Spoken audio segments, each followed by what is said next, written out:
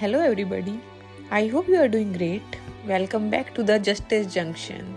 Today in this video I am going to continue series of important commissions and its chairman. These commissions are very important for all competitive exams. In general also you have to know about the commissions. These commission plays pivotal role in our life. Start करते हैं. चंदा मामा दूर के, अब है चंदा मामा tour के.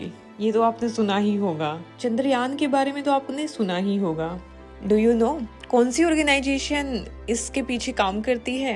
Yes, right, ISRO. Chandrayaan mission को कामयाब बनाने के लिए इसरो ने कड़ी मेहनत की है. कड़ी तपस्या का फल है चंद्रयान मिशन का सक्सेसफुल होना.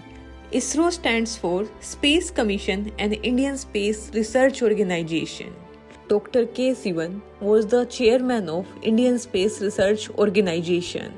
It's a government body which is responsible for formulating policies and overseeing the implementation of the country's space program. The Indian Space Research Organization is the primary agency under the Space Commission jurisdiction that is responsible for the research and development of space technology and satellite mission in India.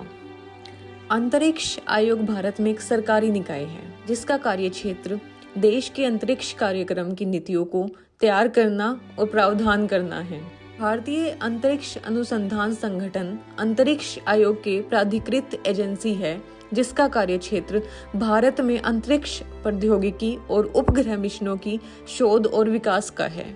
Now we are moving towards National Green Tribunal. Justice Adarsh Kumar Goyal was the chairman of National Green Tribunal. National Green Tribunal is the specialized judicial body in India that was established in 2010 to handle cases related to environmental protection and conservation. The primary role is to adjudicate and provide quick and effective solution to environmental disputes and violation of environmental laws.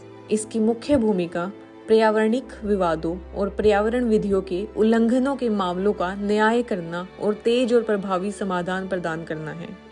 यह commission पर्यावरणिक न्याय को बढ़ावा देने और देश में प्राकृतिक संसाधनों के पर्यावरणिक न्याय के सुनिश्चित प्रबंधन की गारंटी देने में महत्वपूर्ण भूमिका निभाता है. अब बात करते हैं यूनिवर्सिटी ग्रांट्स कमीशन की. Mister D.P. Singh was the chairman of university grant commission. It's a statutory body in India that was established in 1956. Primary role is to coordinate, determine and maintain the standard of higher education in the country. UGC provides recognition to universities, disburse grants to eligible institutions and gets guidelines for various academic programs. It also monitors and evaluates the performance of universities and colleges to ensure quality of education and research. UGC plays a pivotal role in shaping the higher education landscape in India by promoting excellence, equity and access in the education sector. विश्वविद्यालय अनुदान आयोग भारत में एक विधिक निकाय है जो 1956 में स्थापित किया गया था. इसकी प्रमुख भूमिका देश में उच्च शिक्षा के मानकों को समन्वित, निर्धारित और बनाए रखना है.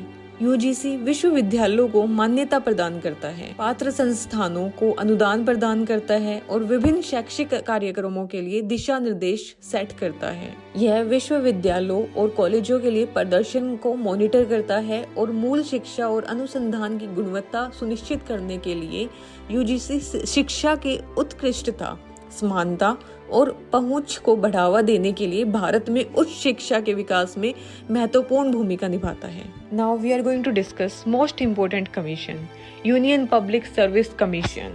Mister Arvind Saxena was the chairman of union public service commission. It's a constitutional body in India responsible for conducting prestigious civil service examination and recruiting candidates for various positions in Indian administrative services, Indian police services and Indian foreign services and other central government services. Established in 1926, UPSC plays a crucial role in selecting individuals for high-ranking positions within the government. It conducts competitive examination, interviews and assessment to ensure that the selected candidates are highly qualified and capable of serving the nation effectively.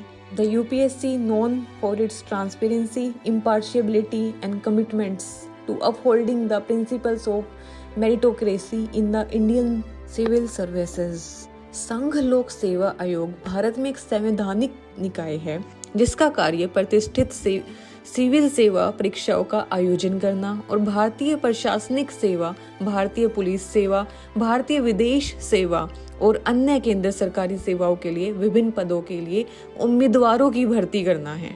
यह commission 1926 में स्थापित की गई थी। UPSC सरकार में उच्च पदों के लिए व्यक्तियों को चयन करने में महत्वपूर्ण भूमिका निभाती है। यूपीएससी को उसकी पारदर्शिता, निष्पक्षता और भारतीय सिविल सेवाओं में प्रतिष्ठा के सिद्धांतों को बनाए रखने के लिए प्रामाणिकता के लिए जाना जाता है।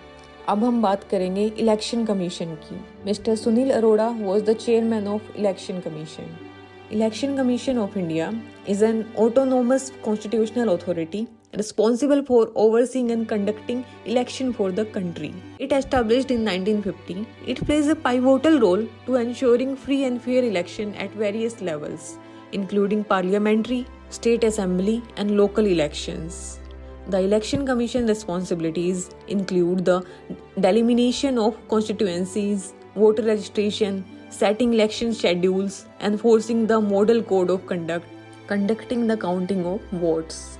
It operates with the fundamental principles of impartiality, transparency, and integrity to uphold the democratic process in India, making it a cornerstone of the country's electoral system. Bharat की चुनाव आयोग एक स्वायत्त संवैधानिक प्राधिकृति अधिकार है जिसका कार्य क्षेत्र चुनावों का पर्यवेक्षण और आयोजन करना है। यह 1950 में स्थापित किया गया था।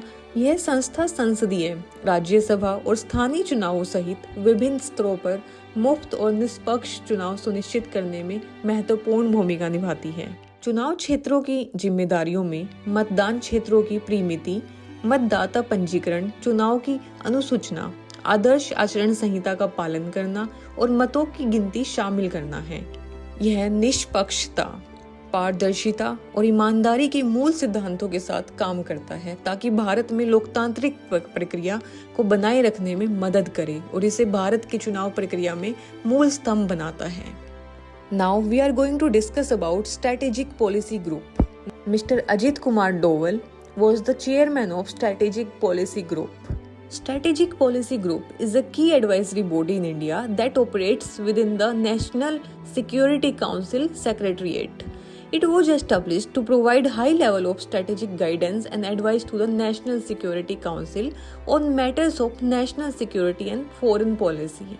It consists senior government officials, including the cabinet secretary, the chief of the armed forces, and other senior bureaucrats. Its primary role is to assess and analyze security-related issues, formulate policies, and make recommendation to the NSC of the strategic direction of India national security policies. Strategic policy group Bharat में एक महत्वपूर्ण सलाहकार निकाय है जो राष्ट्रीय सुरक्षा परिषद सचिवालय के अंदर कार्यरत है। इसका मुख्य उद्देश्य राष्ट्रीय सुरक्षा और विदेश नीति के मामलों में राष्ट्रीय सुरक्षा परिषद को उच्च स्तरीय रणनीतिक मार्गदर्शन और सलाह प्रदान करना है। इसकी प्रमुख भूमिका सुरक्षा संबंधित मुद्दों को मूल्यांकन और विश्लेषण करना, नीतियां तैयार करना और एनएससी को भारत की राष्ट्रीय सुरक्षा नीतियों के रणनीतिक मार्ग के लिए सिफारिशें करना है। अब हम बात करते हैं commission of agricultural cost and prices की। Mr. Vijay Paul Sharma was the chairman of Commission for Agricultural Cost and Prices. Commission for Agricultural Cost and Prices is a statutory body in India that was established in 1965. Its primary function is to recommend minimum support prices for various agricultural commodities to the government. The Commission takes into consideration factors like production cost, market trends, and need of the farmer's income security when making these recommendations. This commission serves as a crucial tool in ensuring that farmers receive a fair and remunerative prices for their crops. कृषि लागत और मूल्यों के लिए आयोग भारत में एक संवैधानिक निकाय है जो 1965 में स्थापित किया गया था। इसका मुख्य कार्य है सरकार के लिए विभिन्न कृषि वस्त्रों के लिए न्यूनतम समर्थन मूल्य की सिफारिश करना। और इस कमीशन में सिफारिशों को बनाते समय उत्पादन लागत, बाजार के रुझानों और किसानों की आय सुरक्षा के लिए आवश्यकताओं जैसे कारकों को ध्यान में रखा जाता है। यह कमीशन किसानों को उनके फसलों के लिए एक उचित और लाभकारी मूल्य प्राप्त करने में मदद करने के लिए महत्वपूर्ण उपकरण का कार्य करता है, जो फिर अपनी बारी में कृषि उत्पादन को स्थिर करने के लिए देश में खाद्य सुरक्षा सुनिश्चित करने के लिए मदद करता है। यह किसानों के कल्याण और भारत में कृषि क्षेत्र की कुल विकास को बढ़ावा देने के लिए महत्वपूर्ण भूमिका निभाता है। आज के लिए इतना ही। I hope you like my video. If you like my video, then give me a comment in comment box. Please like, subscribe and share, and don't forget to press the bell icon. Thank you. See you in the next video.